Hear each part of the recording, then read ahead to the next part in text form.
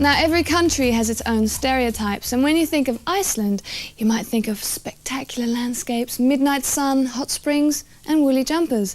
Well, there's certainly more to it than that, as Iceland's first lady of pop, Björk, will prove.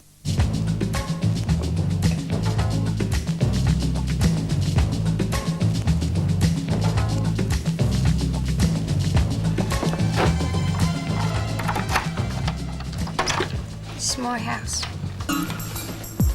Well, I wouldn't call my house the typical Icelandic hut, you know. It's definitely a bit different, but it's got a lot of Icelandic things about it though. I found some boxes of old tiles that, well, they hadn't been used, and spent some brilliant summery red wine evenings by breaking to pieces and then puzzling back on. It's actually a lot of fun. I found this in a market in New York. I was very, very pleased. Probably majority of my family has been photographed in these, and they're now here in my house. I actually put new material on it, but I got a lot of sort of memories, these. I've collected those for quite a while, but you can very easily find them in markets, but I don't like any. It's very hard to find a good one. These chairs and table, they fit perfectly to my kitchen floor, and I found them actually in LA. This trolley I got at this auction. They were selling things from hospitals. I turned this into my disco thing, and actually a lot of good parties have been here. All sort of different music. This is my Boney M pictures, which is one of my favourite groups.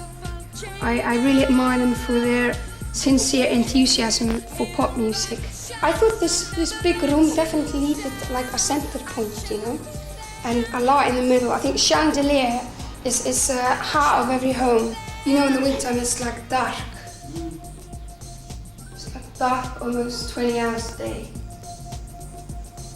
It's quite amazing how these candles they actually lit up the whole flat, you know,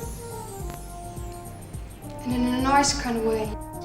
It's very hard for me to explain why, but I just definitely have to live by water, preferably the ocean.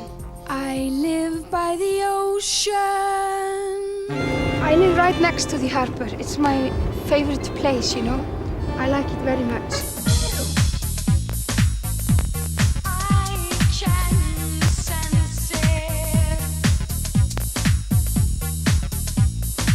I always really liked this building, been one of my favourite, because it's probably the most exotic thing in Iceland, probably the only thing. I think we got 250,000 people here, and we got 400,000 sheep, and we're not really sure what to do with them. We wear woolen sweaters traditionally, and them stocking and them socks, which I think are great. But then I think people are trying to sell more Icelandic wool items, making them a bit fashionable, you know, pink and stuff, you know. We're in the top of a church tower now, having a look at my hometown, you know. What people usually first see is all the different colors of the roofs. I'm not sure why that is. I think it's basically because the weather tends to be quite grey and dull here, so they painted the most extreme colors they can.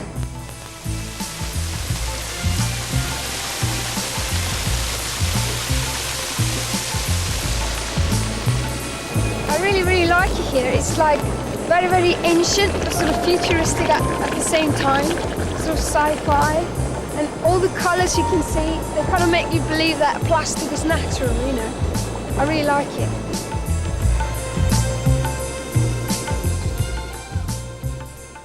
Stay tuned, because after the break we reveal which international fashion designer you voted as your favourite.